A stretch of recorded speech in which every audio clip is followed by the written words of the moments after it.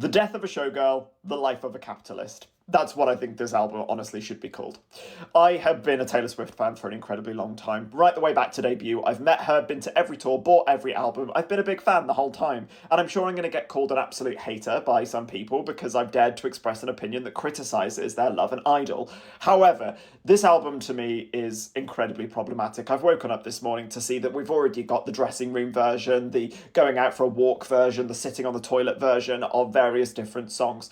And this comes back to a point that I have been raising that is really, really irking me. For a long time now, Taylor Swift has released various different variants of albums. She has released theatrical releases around the Eras tour, and those have all been optional things. However, more and more in the comment sections at the moment, it seems to be going down the route of course you didn't understand the concept of the album, you didn't go and see the film.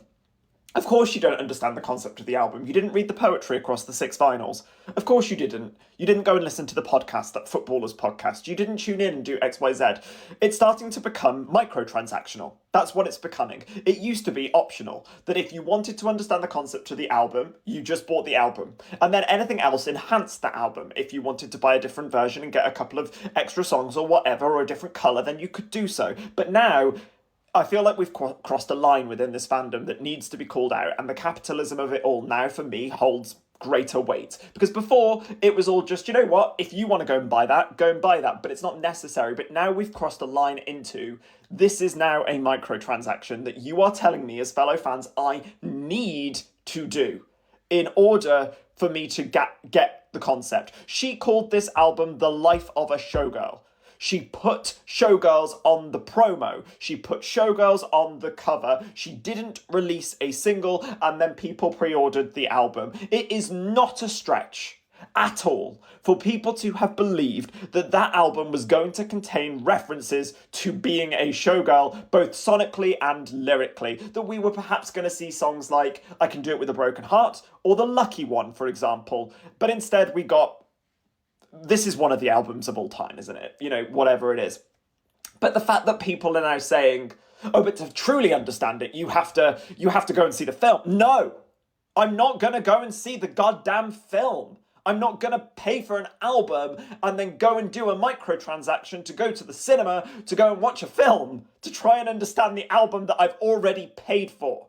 This is not DLC. This is not downloadable content. Do you know what I mean? Like, this is getting obscene at the moment. The fact that it has not even been 24 goddamn hours and there already are like 6 different versions of this album, it's knackering.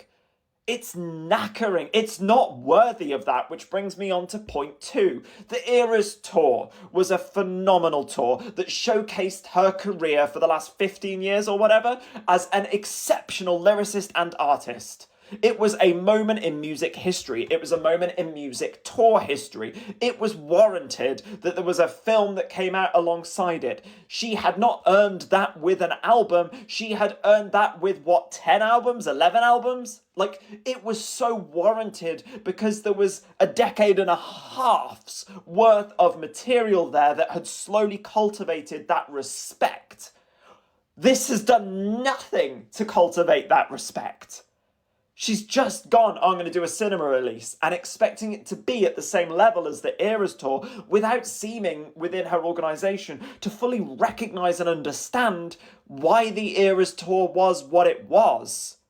It was because we had 15 years, etc., of content to celebrate. This album, we've not even heard it yet, and I'm being asked to go to the cinema. No. No artist, in my opinion, deserves to be put on this kind of a plinth. This is insane to me at this point. It really is insane. And when people criticise anything that I've said, it tends to be, oh my God, you're such a hater. No, baby. No. Grow up. I have been a Taylor Swift fan for an incredibly long time and defended her to the nines for a great amount of things that she has done, including giving so much to charity during the Eras tour and some of her political silence also. I have been the person with my neck on the line for Taylor Swift. Criticism against Taylor Swift does not make a person a fucking hater. We are not in the playground at school. You are not supposed to be in servitude. You are supposed to be a fan. You are not supposed to be licking boots. You are supposed to just be a fan, a consumer. We are her business and we buy product. And if you don't like product, you are allowed to say, I don't like product. That is not being a hater. It is not.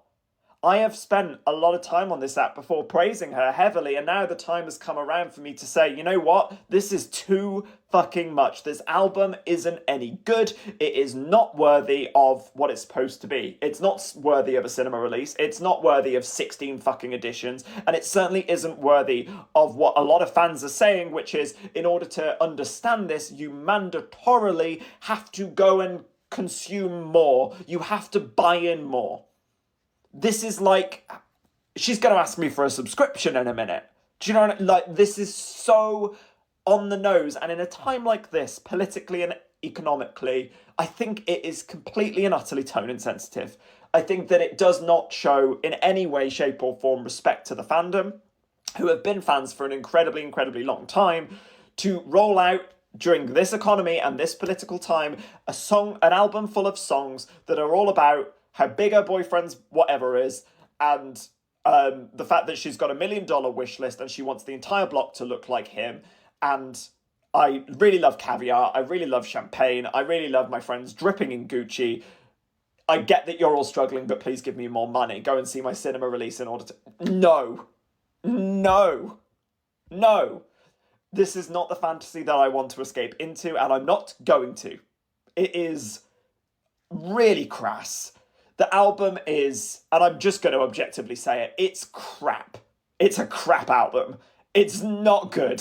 It really, really isn't good. I have got Taylor Swift tattoos. I've met the girl. I absolutely adore her. She's a phenomenal, phenomenal artist. She's allowed a dud. This is a dud. It is not a good album. It is not good writing. And the fan reaction to immediately defend... You would not defend this album if Katy Perry released it. You simply would not. It is not good. But the immediate reaction is, oh my God, you're such a hater. Excuse me? Excuse me, do we have class to get back to in 5 minutes? People can criticize something without you automatically losing your mind over it.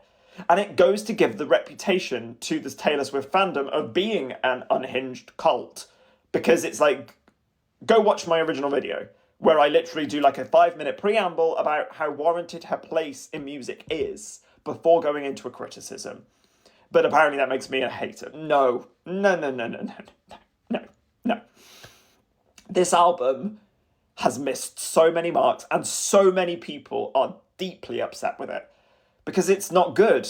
But there is an expectation that I was to pre-order it without having heard it, anything from it.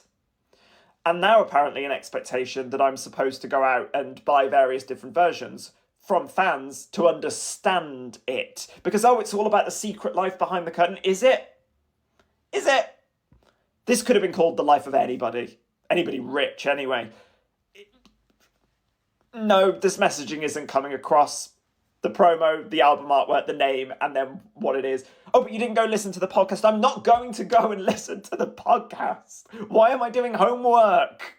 Why am I doing this? No, I'm not getting in with these microtransactions. You can if you want, but if she expects me to go out and buy extra things in order to understand a standalone album, she's got another thing coming. And I've been a fan since I was 12 years old.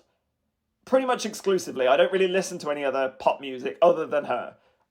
She's crossed a line for me. And I'm allowed to say, she has crossed a line for me. It's too much. It's too much. It's too much.